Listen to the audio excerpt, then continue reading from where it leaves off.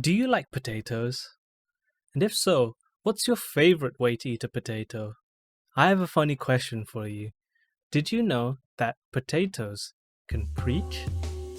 Preachers don't always have to stand behind the pulpit, and God can use anything to share His word, even potatoes.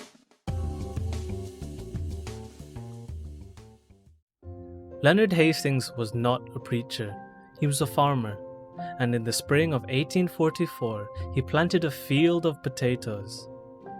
But that summer something happened that completely changed him.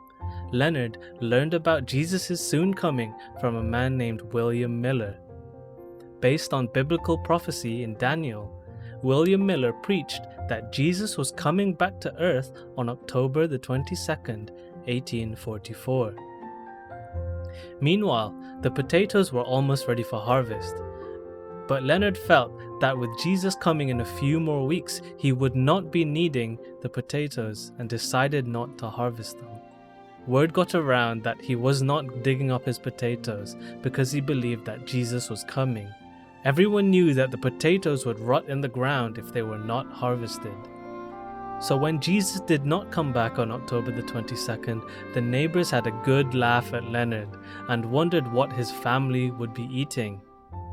Leonard left his potatoes in the ground until November, and when he finally did dig them out, he found that they were some of the best that he had ever grown.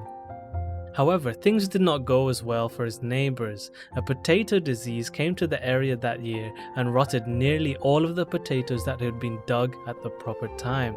Leonard had a large supply of potatoes for his family and was able to share with the neighbors who had laughed at him. The following spring, when it was time to plant potatoes again, people from far and near came to buy Leonard's potato seeds. By this time, he was able to share with others why Jesus had not come back on October. Now he knew that the preacher William Miller had been right about the time, but wrong about what was supposed to happen on the day. As Leonard sold his potatoes, he explained, Jesus, our high priest, had entered into the most holy place of the sanctuary in heaven on that day. It was there that he would do the final work of bringing an end to sin. And then, only then, would he come back again. Well, it's been more than 150 years since those potatoes helped Leonard to preach a sermon to his neighbors. And even though Jesus didn't come back in 1844, the Bible tells us that Jesus' work in the heavenly sanctuary is almost finished. His coming is very near. In fact, God sent 3 angels with a special message of love to help us prepare for Jesus' soon coming. You can find this story in Revelation chapter 14. These 3 angels fly through heaven with an important announcement for the whole world.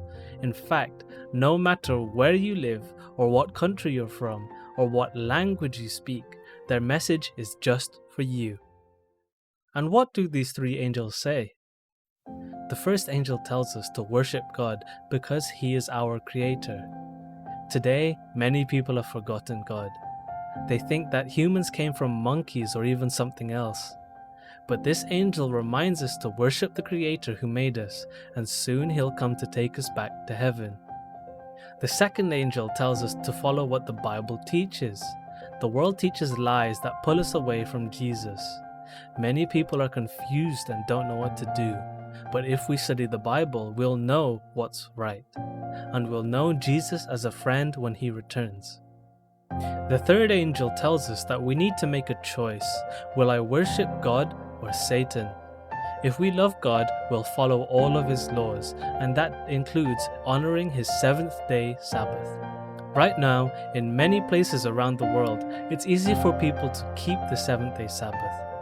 But someday, people will mock God's followers, just like they made fun of Leonard when he did not harvest his potatoes on time.